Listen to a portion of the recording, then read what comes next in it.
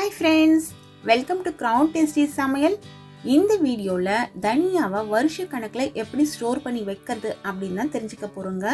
இப்படி நான் சொன்ன உடனே நிறைய பேருக்கு ஒரு கொஷின் ரைஸ் ஆகிருக்கும். அது இன்னும் பக்கத்தில் இருக்க கடைக்கு போனால் தனியாக கிடைக்க போகுது, இதே எதுக்கு நம்ம வருஷ கணக்கில் ஸ்டோர் பண்ணி வைக்கணும்னு நீங்கள் நினைக்கலாம்.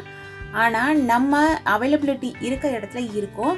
சிலர்லாம் பார்த்தீங்கன்னா, ஏன் நம்ம ஊர்லேயே பனி பிரதேசத்துலலாம் பார்த்தீங்கன்னா எல்லா சமயத்துலையும் எல்லாமே கிடைக்காது. அவங்க ஃபுட்டு சமைக்கிறதுக்கு தேவையான பொருட்கள் எல்லாத்தையுமே ப்ரிசர்வ் பண்ணி வைப்பாங்க.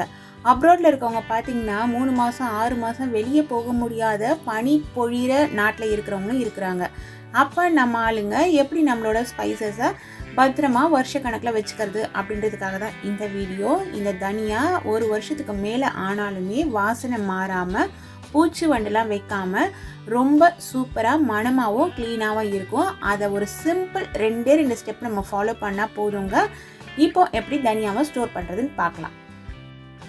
நம்ம தனியான்னு சொல்கிற கொத்தமல்லி விதையை கடையிலேருந்து வாங்கிட்டு வந்து நல்லா க்ளீன் பண்ணிவிடுங்க. க்ளீன் பண்ணிவிட்டு வெயில் காலமாக இருந்தால் வெயிலில் காய வச்சு எடுத்து ஒரு கடாயில் சேர்த்துட்டு லோ ஃப்ளேமில் சேர்த்து கொஞ்சம் கொஞ்சமாக இதை வறுத்துக்கோங்க. உங்கள் கடாயோட சைஸுக்கு ஏற்ற மாதிரி உங்களால் எவ்வளவு இதில் வறுக்க முடியும் அப்படின்றதுக்கு ஏற்ற மாதிரி ஒவ்வொரு பேட்சஸாக சேர்த்து கைவிடாமல் வருங்க. லோ ஃப்ளேமில் தான் இருக்கணும், மிதமான தீயில கூட இருக்கக்கூடாது. இது லைட்டாக சூடேறி கலர் மாறி அந்த தனியாவோட வாசம் நமக்கு வீடு முழுக்க வருங்க. அந்த சமயம் வரைக்கும் வறுத்துக்கணும். கையில் தொட்டு பார்த்தா கையில் தொட முடியாத அளவுக்கு சூடு இருக்கணும். கை பொறுக்கிற சூடு கிடையாது, அதையும் தாண்டி இருக்க சூடு. அதே போல் நம்ம வச்சுருக்க எல்லா தனியாவுமே வறுத்து எடுத்துட்டு தனியாக ஒரு பெரிய தட்டிலையோ இல்லை துணிலையோ கொட்டி நல்லா ஆற விட்டுடுங்க. ஆறின பிறகு ஒரு முறை சலிக்கிற மாதிரி இருந்தால் சலிச்சிடுங்க. அப்படி இல்லைன்னா ஃபர்ஸ்டே நீங்கள் க்ளீன் பண்ணிட்டு கூட வறுத்துக்கலாம். இப்போ இதை ஏர்டைட் கண்டெய்னரில் ஸ்டோர் பண்ணி ரூம் டெம்பரேச்சரில் வச்சிங்கனாலே 1 வருஷம் வரைக்கும் அப்படியே இருக்கும்.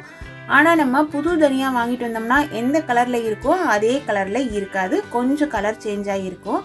தேவைக்கு ஒரு சின்ன டப்பாவில் வச்சுட்டு நம்ம சிலதுக்கெல்லாம் பொடி அப்பப்போ வறுக்கிறதுக்கு தனியா நமக்கு தேவைப்படும். அந்த மாதிரி சமயத்தில் அதுலேருந்து எடுத்துக்கோங்க. அதிகமாக இருக்கிறத பெரிய பாக்ஸில் சேர்த்து வச்சுருங்க.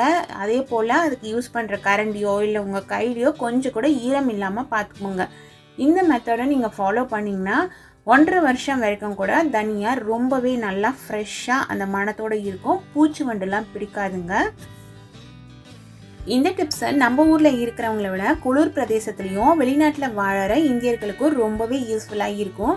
ஏன்னா அவங்க இங்கேருந்து மளிகை பொருட்கள்லாம் வாங்கிட்டு போயிட்டு அங்கே ப்ராப்பராக அவங்க அதை பத்திரப்படுத்தலைன்னா சீக்கிரமே கெட்டு போயிடும். அவங்களுக்கு இது ரொம்பவே யூஸ்ஃபுல்லாக இருக்குங்க.